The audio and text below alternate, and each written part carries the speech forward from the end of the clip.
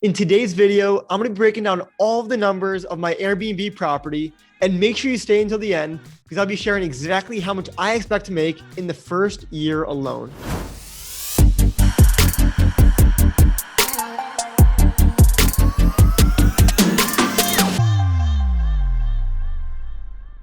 What's going on, everyone? My name is Kramer, and welcome back to my channel where we talk all things real estate investing. If you've been following me on social media, you know that I've been working super hard on my first Airbnb property known as the Johnsburg Estate. I'm so excited and proud for three main reasons. Number one, it's the most expensive property I've bought to date. Number two, it's the most money I've raised for any single deal. And three, it's my first Airbnb property. I made this video to show you exactly how we found the property, how much we spent to get it ready for rent, and finally, how much money we expect to make from it. Since I'm going to be opening up and sharing the exact numbers of this deal, I'd appreciate if you show me some love by giving this video a thumbs up or even smashing the subscribe button. We found this property on market. And yes, even in today's market, you can still find on-market deals. We call this property the Johnsburg Estate because it sits on over 2 acres. It's right on the chain of lakes in Northern Illinois. It has a main house and a guest house, and it can sleep 22 people comfortably. If you want me to make a video touring the property, let me know by leaving a comment below. And if I get 20 comments, I'll make the video. So as I was saying before, this property was on market and it was actually listed for more than a year. Typically, when properties are listed that long, there's usually a certain reason why. In this case, the owner was pretty firm on his price and didn't really want to budge. So we came in, we offered him pretty close to his list price, but on seller financing. I talk about seller financing a lot on my channel, so I'll be sure to leave links to the videos in the description below. All right, let's get into the numbers. We negotiated a purchase price of $779,000. We had to put a down payment of 12%, and we had an interest rate of 3%. And to sum it all together, our principal, interest, taxes, insurance each and every month is right around $5,500. But through our negotiations, we were able to delay our first 3 months of mortgage payments, which is huge because those first 3 months, we were renovating the property and just getting it going. So if we had to pay the mortgage after the first month, we would have had to raise more capital. So our 12% down payment was about $100,000 down. And then we budgeted an extra $80,000 for rehab costs. So in total, with the down payment of $100,000 and the rehab cost of $80,000, we raised a total of $180,000 from investors. And I also put $15,000 of my own money into the deal, which is part of that $180,000 number. So what did we do with our $80,000 rehab budget? We did a lot. We replaced the roof, which cost $30,000. We redid all the bathrooms, which cost right about $10,000. We repaved the driveway, striped the basketball court, replaced the flooring in a lot of the house, and we completely furnished the entire property. And trust me, we put a lot of sweat equity in to make sure we could stay within our budget. That's that for the expense side. Now it's time to move into my favorite part, which is the income side.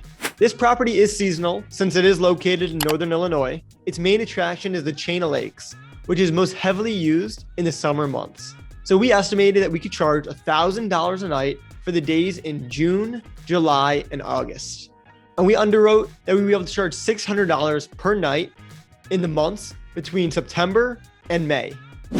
So with those numbers in mind, we are projecting gross revenues of $130,500 for the entire year. And again, that's 90 nights times $1,000, and that's 9 months times $4,500 for the winter months. We thought that this estimate was really conservative because we know that the summer isn't just June, July, August. The Chain of Lakes area has people coming in from May to October. So we knew we were already being conservative on that front. Secondly, we knew that $4,500 in the winter was very conservative as well. We know that there's holidays like Christmas, Thanksgiving, and New Year's that we can charge a premium for. And I didn't even mention there's a ski hill just 20 minutes away that brings people in from all over the Midwest to ski at. So all in all, we were confident that these numbers were on the conservative end. So with our $130,500 in gross revenue projections, our principal, interest, taxes, and insurance would total $66,000 for the entire year. Now, of course, there's other expenses like repairs and maintenance, CapEx, Wi-Fi and TV, utilities, landscaping, management, which should total about $35,000 for the year. If you add those expenses to our principal, interest, taxes, and insurance, our total expenses are right about $114,000. That means our net income that's distributable to investors is right around $16,000. If we took our $16,000 number and divided it by $180,000, that's how much money we put into the deal, we'd have a cash-on-cash return of right about 9%. But here's where the deal gets even better. When I underwrite properties, I like to be ultra conservative. I don't want to just look at the best case scenario and promise 1,000,000% returns. So the numbers I just showed you were kind of average. If we really didn't pay much attention to the property and we didn't want to add any amenities and we kind of just want to let the property run itself, we could probably do what I just showed you. But here's where it gets very interesting. Remember how I said we can charge $1,000 per night during the summer? Well, after being live on Airbnb for just 1 month, we've already raised our prices to $1,399 per night on average, and even charging more for holidays like the 4th of July. So starting next summer, we'll have our base price at $1,399 per night. And if we took that number and multiplied it by 90, those 90 days during the summer, we'd have revenues of almost $126,000 for just those 3 months alone. And no, that is not including any of the winter months at all. So if we took our new summer projection of $126,000 and added it to our conservative winter projections, we'd be at gross revenues of $166,000.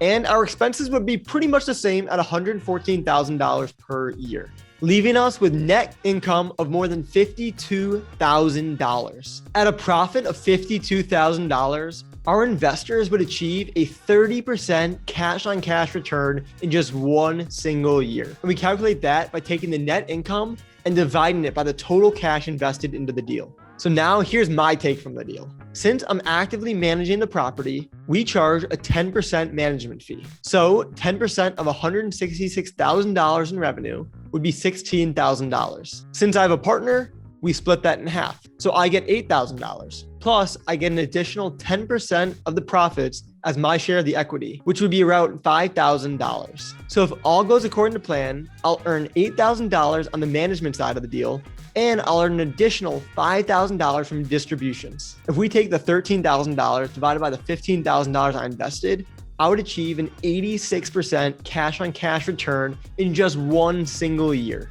If you want me to make a video touring this property, or if you have any other specific questions, let me know by leaving a comment below. And if you got value out of this video, do me a favor and destroy that subscribe button. And until next time, peace.